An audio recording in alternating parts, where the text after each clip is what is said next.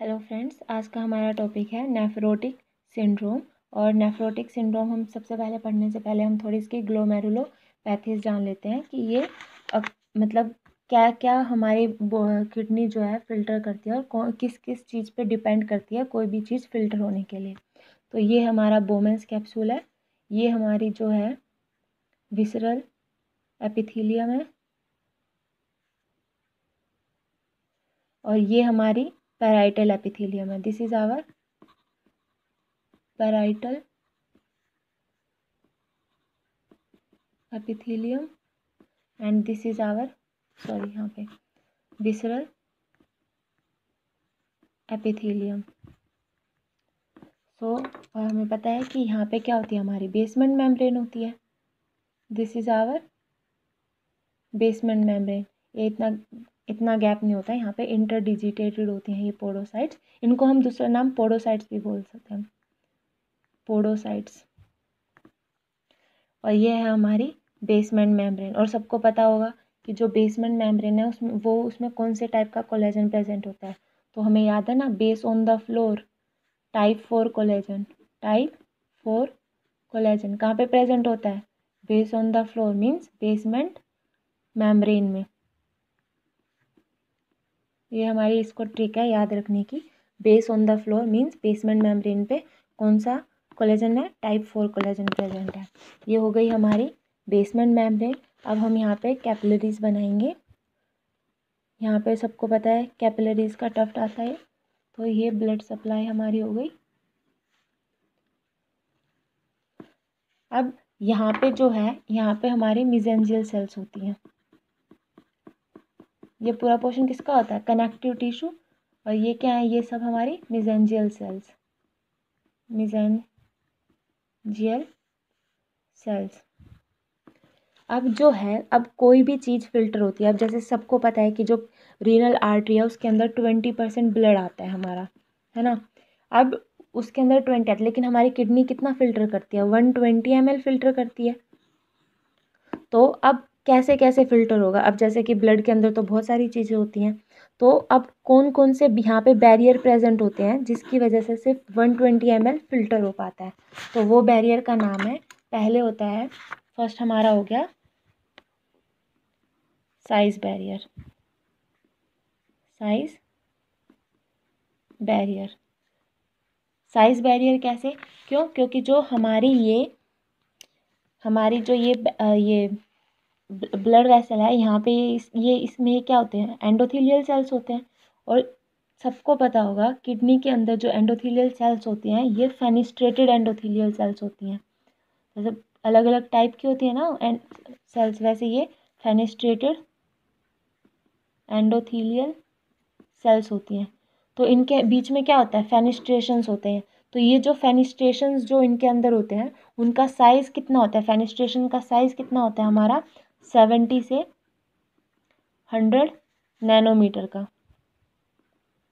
अब ये पता है कि अब 70 से 100 नैनोमीटर का हमारे किडनी के अंदर जो ब्लड वेसल्स हैं उनमें एंडोथेलियल सेल्स में फेनिस्ट्रेशन होती है जिनका साइज़ है 70 से 100 नैनोमीटर। इसका मतलब कि कोई भी मॉलिक्यूल जिसका साइज़ इतना होगा वही यहाँ से फ़िल्टर हो सकता है, इससे बड़े साइज़ का तो फ़िल्टर होगा नहीं। ठीक वैसे ही जो हमारी पोडोसाइट्स हैं, जो ये पोडोसाइट्स हैं, ये एक दूसरे से क्या कर रही होती हैं? इंटरडिजिटेट कर रही होते हैं। तो इनके अंदर जो हमारा स्पेस होता है जिसके थ्रू फिल्टर हो पाते हैं उसका साइज़, जो ये फुट प्रोसेस है तो इनमें इनका साइज़ होता है हमारा 20 नैनोमीटर। ठीक, तो इसका मतलब अब क्या कह सकते हैं हम कि यहाँ से जो एंडोथेलियल से जो चीज़ फिल्टर होगी उसका साइज़ होना चाहिए हमारा 70 से 100 नैनोमीटर। और जो हमारी जो पोडोसाइट्स हैं, यहाँ से जो चीज़ फिल्टर होती है उसका साइज़ होना चाहिए हमारा 20 नैनोमीटर। तो यही वजह है कि हमारी जो अब जैसे कि हम कह दें कि यहाँ से फ़िल्टर हो रहा है, अब तो एल्बुमिन का साइज़ तो है वो नॉर्मली कितना वो होता है 20 नैनोमीटर, मीन्स एग्जैक्ट इतना हो सकता है। तो इसका मतलब वो यहाँ से फ़िल्टर हो सकती है, पर वो फ़िल्टर नहीं होता। क्यों फ़िल्टर नहीं होता? वो डिपेंड करता है हमारे सेकंड पॉइंट पे। और हमारा सेकंड पॉइंट क्या है? फर्स्ट हो गया हमारा साइज़ बैरियर, सेकंड हो गया हमारा चार्ज। अब जैसे हमें पता है कि जो किडनी है इसके ऊपर किडनी जो ये बोमेन्स कैप्सूल है, इस पे बेसमेंट मेम्ब्रेन जो है, इन सब पे यहाँ पे एंडोथेलियल सेल, इन सब पे हमारा कौन सा चार्ज होता है, नेगेटिव चार्ज होता है। और सबको पता है negative negative repel each other. तो वैसे ही अब जो हमारा एल्बुमिन मोलिक्यूल है, एल्बुमिन जो है वो कैसा मोलिक्यूल है, ये नेगेटिव चार्ज मोलिक्यूल है। तो अब ये नेगेटिव चार्ज मोलिक्यूल है और यहाँ से फिल्टर करने पे भी यहाँ पे भी सब जगह कैसा चार्ज है, नेगेटिव।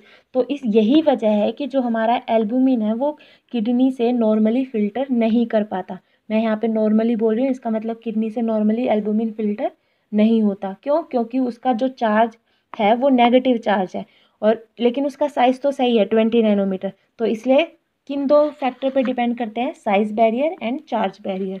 अब इसके बाद हम आ जाते हैं, अब थोड़ी सी हम पढ़ते हैं कि सबसे पहला जो केस होता है उसमें क्या होता है। अब जैसे मान लो यहाँ पे थोड़ा डिसबैलेंस हो गया थोड़ा सा, तो ये चार्ज जो है इसका जो है न्यूट्रलाइज हो गया। तो एक डिजीज़ का नाम होता है जिसमें ये जो पूरा चार्ज है ये पूरा न्यूट्रलाइज हो जाता है। उस डिजीज़ का वो उस कंडीशन को हम बोलते हैं मिनिमल चेंज ग्लोमेरुलोपैथी। वो हम आगे जब हम ग्लोमेरुलोपैथीज पढ़ेंगे उस पर मैं आपको अच्छे से एक्सप्लेन करूँगी उसका मतलब क्या है ग्लोमेरुलोपैथीज।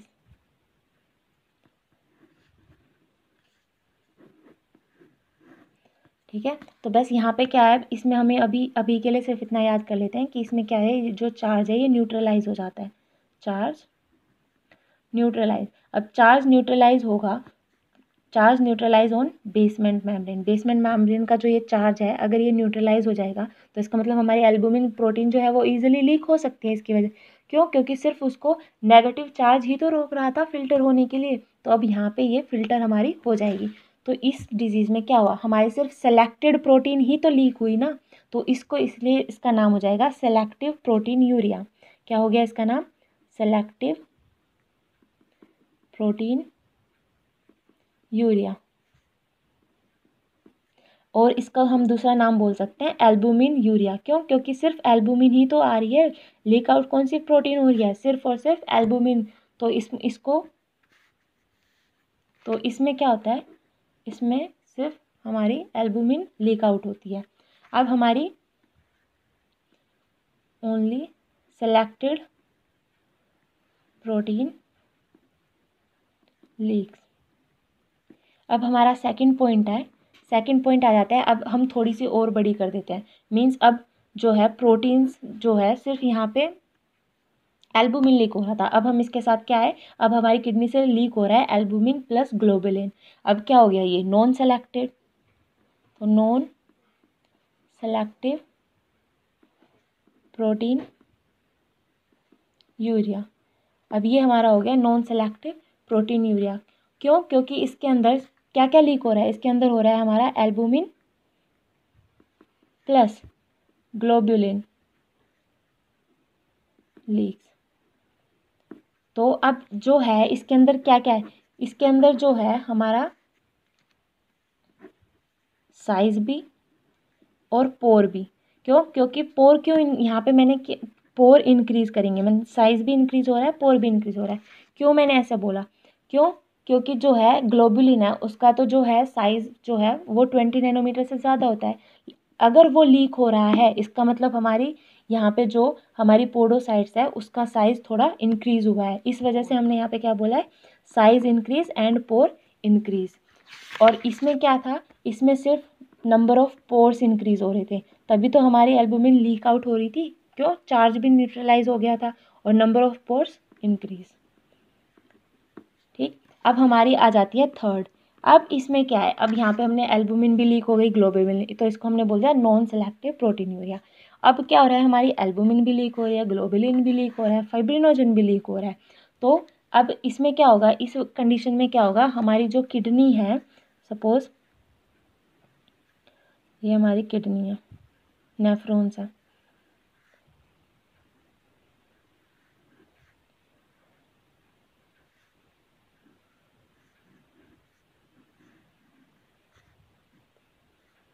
ठीक है।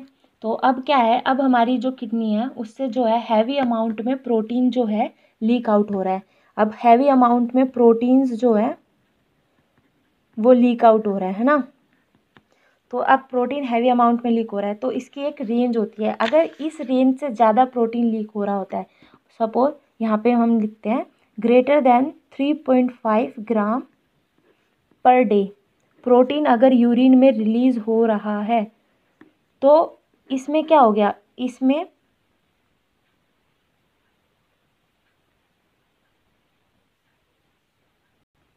तो यहाँ पे greater than 3.5 gram per day in urine protein lose हो रहा है। तो ये एक सेलेक्टेड रेंज हो गई ना, तो हम इसको क्या बोल सकते हैं, इसको हम बोल सकते हैं नेफ्रोटिक रेंज प्रोटीन यूरिया। और ये वाला हमारा क्या था, ये था हमारा नॉन सेलेक्टिव वाले को हम क्या बोल सकते हैं, सब नेफ्रोटिक रेंज प्रोटीन यूरिया, सब नेफ्रोटिक रेंज प्रोटीन यूरिया। अब यहाँ पे देखो, अब इसमें क्या होगा, अब यहाँ पे हम पूरा प्रोसेस समझते हैं। अब इससे क्या क्या हो सकता है, अब हैवी अमाउंट में हमारा प्रोटीन लीक हो रहा है, इसका मतलब जो हमारा लीवर है उसको और भी वो क्या करेगा, वो और भी ज़्यादा प्रोटीन अपना जो है, तो लीवर हमारा यहाँ पे और भी प्रोटीन बनाएगा। तो लीवर की जो मैक्सिमम लिमिट, अब लीवर की भी कुछ मैक्सिमम लिमिट होगी ना भाई, वो इतने से इतना नॉर्मल प्रोटीन पर डे बना सकता है, इतना ही कंपनसेट कर सकता है, उससे ज़्यादा नहीं कर सकता। अब देखो यहाँ पे हमारा यूरिन है, अब यूरिन में कितना प्रोटीन हो रहा था, 3.5 ग्राम पर डे से ज़्यादा, पर डे ज़्यादा लीक हो रहा था, 3.5 ग्राम से ज़्यादा। तो मतलब हमारे लीवर है वो कितना बनाता है नॉर्मली, और जो हमारा लीवर है वो नॉर्मली 10 से 12 ग्राम प्रोटीन बनाता है डेली। तो अब क्या होगा, अब बाकी का प्रोटीन हमारा जाता का है, मतलब मान लो 3.5 से ज़्यादा इसमें यूरिन में जा रहा है, तो क्या होता है जब यहाँ से प्रोटीन आ रहा होता है ना, तो यहाँ पे हमारी पीसीटी सेल्स होती हैं, प्रॉक्सिमल कन्वोल्यूटेड ट्यूब्यूल सेल्स। तो ये हमारी प्रॉक्सिमल कन्वोल्यूटेड ट्यूब्यूल सेल्स क्या करती हैं, ये हमारे प्रोटीन को एक तरीके से बोले तो ये प्रोटीन को खा लेती है, मतलब ये ईट दीज पीसीटी सेल्स, ये क्या करते हैं, ये कर लेती हैं ईट प्रोटीन्स, या फिर हम इसको वैसे बोल सकते हैं कैटाबोलाइज्ड प्रोटीन्स। अब यहाँ पे इसने पीसीटी हमारी कैटाबोलाइज कर रही है प्रोटीन्स को। अब क्या होगा, सिर्फ कुछ ही, अब जब इसका पेट फुल हो जाएगा तभी जो बची कुची होंगी तभी वो प्रोटीन नीचे जा रही होगी। अब यहाँ पे देखो, मतलब इतनी प्रोटीन लीक हो रही है कि पीसीटी का पूरा पेट फुल हो चुका है, उसने इतनी सारी प्रोटीन खा भी ली है, उसके बाद भी इतना ज़्यादा प्रोटीन जो है वो यूरिन में लीक हो रहा है। इसका मतलब जो है, अब हमारा लीवर जो है, अब यहाँ से हम क्या समझते हैं, अब यहाँ पे जैसे हमने बता दिया कि सिर्फ इतना है, यहाँ पे इतना लीक हो गया है। अब इससे हम समझेंगे कि जो हमारा लीवर है वो कंपनसेट नहीं कर पा रहा प्रोटीन को। तो अब क्या होगा, हमारी बॉडी में क्या डेवलप हो गया, हमारी बॉडी में डेवलप हो गया सबसे पहले हाइपोप्रोटीनेमिया, प्रोटीनेमिया। क्यों, क्योंकि अब लीवर उसको कंपनसेट नहीं कर पा रहा है। अब सबको पता है, अगर कोई भी प्रोटीन, अगर प्रोटीन की डेफिशिएंसी होती है हमारे ब्लड में, तो ऑनकोटिक प्रेशर क्या हो जाता है, वो हमारा डिक्रीज़ हो जाता है, ऑनकोटिक प्रेशर हमारा डिक्रीज़ हो गया। अब ऑनकोटिक प्रेशर, ये जो है हाइड्रोस्टैटिक प्रेशर, ऑनकोटिक प्रेशर, ये बैलेंस करते हैं ना हमारे ब्लड वेसल्स में कि कितना ब्लड अंदर जाएगा, कितना बाहर रहेगा, कितना ब्लड फ्लो करेगा। अब क्या होगा, जब हमारा ऑनकोटिक प्रेशर कम हो गया, मीन्स हाइड्रोस्टैटिक प्रेशर है वो हमारा इंक्रीज़ है, तो क्या होगा कि जो हमारा ब्लड है वो लीक आउट होने लग जाएगा ब्लड वेसल से, कैपिलरीज से, तो वो लीक आउट हो जाएगा, मतलब वो सराउंडिंग टिश्यू में एक्यूमुलेट होकर क्या कर देगा, वो इससे हमें क्या डेवलप हो जाएगा, एडिमा। तो रीनल फेलियर या फिर हाइपोप्रोटीनेमिया जब होता है, तो सबसे पहले कहाँ पे एडिमा डेवलप होता है, सबसे पहले एडिमा जो डेवलप होता है वो हमारा होता है पेरी ऑर्बिटल रीजन में, पेरी ऑर्बिटल रीजन में। अब पेरी ऑर्बिटल रीजन में ही क्यों डेवलप होता है, क्यों, क्योंकि जो हमारी पेरी ऑर्बिटल रीजन की जो स्किन है वो बहुत पुअरली अटैच्ड होती है वहाँ पे, तो इसी वजह से वहाँ पे क्या होता है, सबसे पहले एडिमा वहीं पर डेवलप होता है। अब यहाँ पे क्या है, अब हमारा ब्लड जो है वो हमारे सराउंडिंग टिश्यू में जाके एक्यूमुलेट हो रहा है, इसका मतलब ब्लड वॉल्यूम जो है वो रिड्यूस हो जाएगी, जिसकी वजह से क्या होगा, हमारी ब्लड वॉल्यूम, ये क्या होगी, अब हमारी ब्लड वॉल्यूम रिड्यूस हो गई, ब्लड वॉल्यूम रिड्यूस हुई, तो इसका मतलब जो हमारी किडनी यहाँ पे फिल्टर कर रही है ब्लड, यहाँ पे किडनी में कम ब्लड आएगा, कम ब्लड फिल्टर होगा, तो क्या होगा, हमारी किडनी में वो एक्टिवेट करेगी रेनिन एंजियोटेंसिन एल्डोस्टेरोन सिस्टम को। अब renin angiotensin aldosterone system activate हुआ, अब ये सिस्टम एक्टिवेट होगा तो क्या होगा, ये रेनिन रिलीज होगा जो रेनिन क्या करता है, एंजियोटेंसिनोजन को एंजियोटेंसिन में कन्वर्ट करता है। फिर एंजियोटेंसिन 1 जो है वो लंग्स में जाके फिर वहाँ पे एंजियोटेंसिन 1 से एंजियोटेंसिन 2 में कन्वर्ट होता है।